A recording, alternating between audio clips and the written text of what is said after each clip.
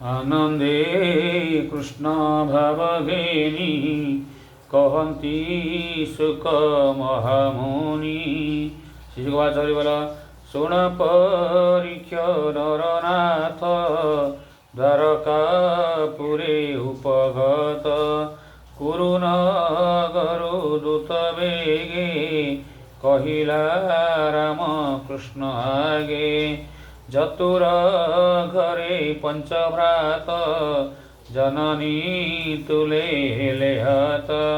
जानती प्रभु देवराये भले अछंती पांडु पोए शुणी विकल वसुदेव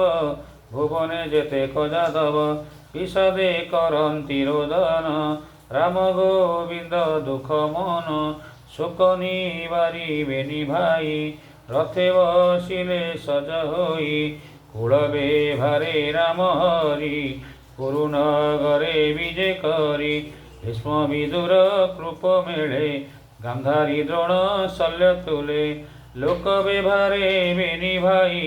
कहती मने दुख बही देख ए संसार बेभार भ्रमंती देवा सुर नर